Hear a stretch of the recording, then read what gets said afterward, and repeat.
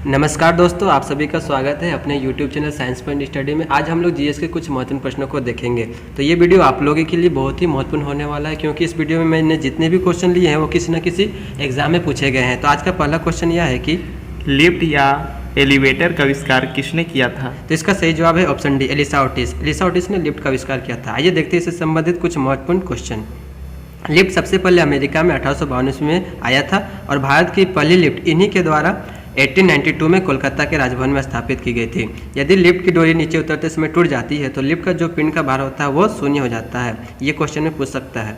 यदि लिफ्ट एक समान गति से ऊपर और एक समान गति से नीचे की ओर आ रहा हो तो उसमें मौजूद व्यक्ति को अपना भार में कोई परिवर्तन महसूस नहीं होता है। यदि चाल असमान हो और लिफ्ट ऊपर की ओर जा रहा हो तो उसमें मौजूद व्यक्ति को अपना भार बढ़ा हुआ महसूस होता है, और लिफ्ट यदि नीचे की ओर आ रहा हो तो उसमें मौजूद व्यक्ति को अपना भार घटा हुआ महसूस होता है। तो चलिए नेक्स्ट क्वेश्चन की ओर बढ़ते हैं।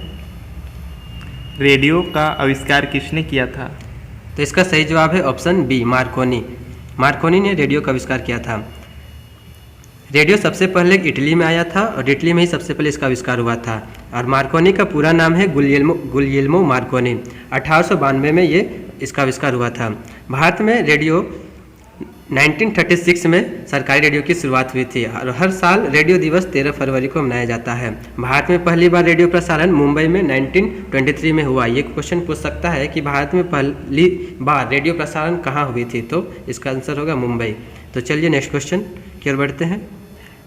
टेलीफोन का आविष्कार किसने किया था? तो इसका सही जवाब है option C, Alexander Graham Bell. Alexander Graham Bell ने टेलीफोन के साथ साथ और भी आविष्कार किए थे कम्युनिकेशन टेक्नोलॉजी के क्षेत्र में, जैसे ऑप्टिकल फाइबर सिस्टम हो गया, फोटोफोन हो गया। यहाँ पे बात हुई कम्युनिकेशन मतलब वो होता है जिसमें संदेश को एक जगह से दूसरी जगह पर भेजा जाता है या फिर संदेश का आदान प्रदान होता है। Next question. John LONGi Baird ने किसका आविष्कार किया था? तो इसका सही जवाब है ऑप्शन ए, टेलीविज़न। जी हाँ, टेलीविज़न का आविष्कार किया था। इससे महत्वपूर्ण नोट्स यह है कि इस वैज्ञानिक ने 1925 में टीवी पर सबसे पहली बार काठ के पुतले की छवि दिखलाया था। इसे याद रखिएगा, काठ के पुतले की छवि।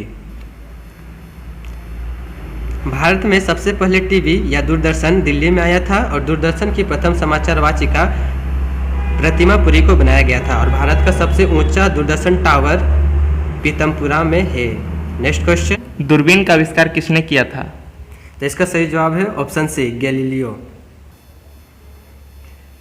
इससे पहले दूरबीन की खोज हेंस लिपर्से ने किया था, लेकिन मान्यता गैलीलियो को ही मिला था।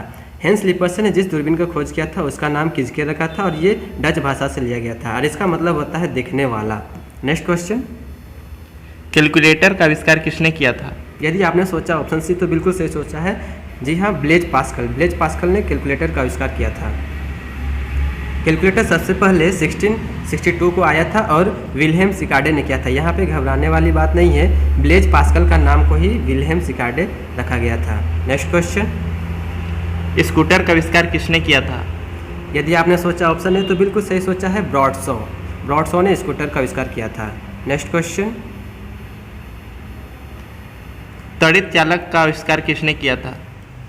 इसका सही जवाब है ऑप्शन डी, बेंजामिन फ्रैंकलिन ने त्वरित चालक का आविष्कार किया था। यहाँ बात हुई है त्वरित चालक। आइए बताते हैं आपको त्वरित चालक क्या होता है। त्वरित चालक ऊंचे ऊंचे भवनों पर लगाया जाता है जो किसी धातु का बना होता है, आगे में नुकीला होता है। ये त्वरित चालक आकाश से बिजली से बचाने का काम करता है। तो चलिए नेक्स्ट क्वेश्चन की ओर बढ़ते हैं।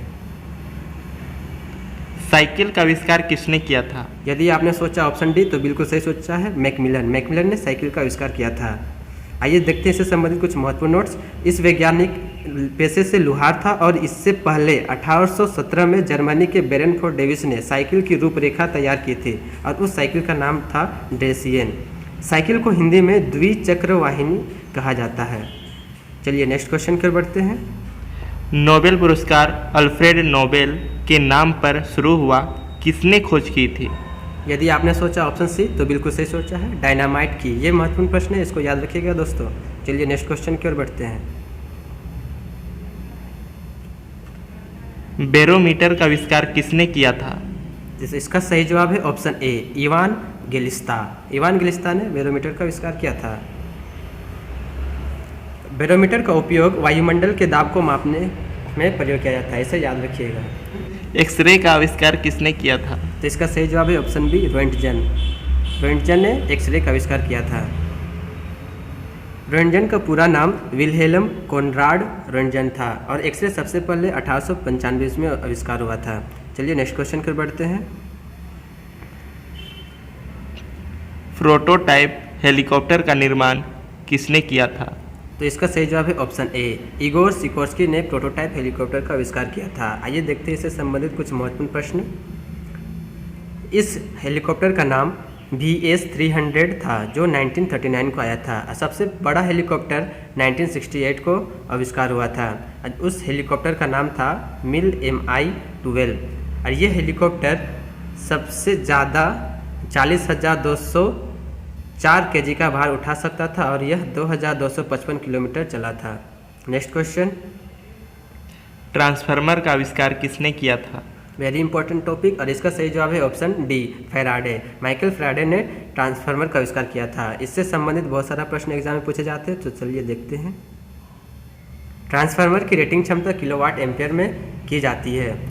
यहाँ पे कन्फ्यूजन होता है किलोवाट, जी नहीं, किलोवाट, इसका रेटिंग क्षमता किलोवाट में नहीं होता, ये गलत है। इसका रेटिंग क्षमता किलोवाट एम्पियर में की जाती है। और ट्रांसफार्मर का क्रोड सिलिकॉन इस्पात का बना होता है। यहाँ क्रोड वो होता है जो ट्रांसफार्मर के बगल में जो पत्तेदार मेटल का बना होता है, उसे क्रोड कहा जाता है। ट्रांसफार्मर AC सप्लाई पर कार्य करता है और यह विद्युत चुंबकीय प्रेरण के सिद्धांत पर भी कार्य करता है। Next question. ईमेल का आविष्कार किसने किया था? तो इसका सही जवाब है ऑप्शन ए, रे टॉमलिंसन ने ईमेल का आविष्कार किया था। ईमेल के पत्ते के दो भाग होते हैं, एक होता है प्रयोक्ता का नाम और एक होता है डोमेन नंबर। प्रयोक्ता उसे कहा जाता है जो यूजर ID और डोमेन नंबर वो होता है जो @ का प्रयोग किया जाता है, जिसे दो भागों में बांटने काम करता है।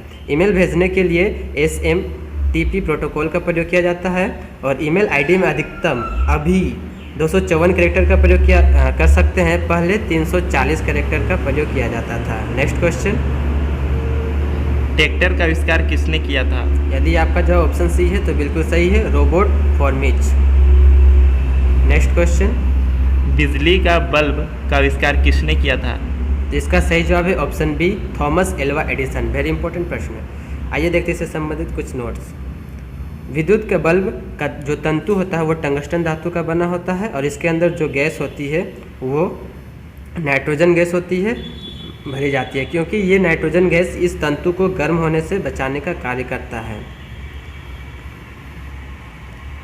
नेक्स्ट आपके लिए होमवर्क है, प्लीज़ आप इसको कमेंट बॉक्स में ज़रूर बतलाएं। पैराशूट का आविष्कार किसने किया था? आप दोस्त अगर कंपटीशन एग्ज़ाम का तैयारी कर रहे हैं तो आपको ये चीज़ पता होना चाहिए। यदि आपको वीडियो पसंद आया तो लाइक, शेयर और सब्सक्राइब करना ना भूलें। धन्यवाद।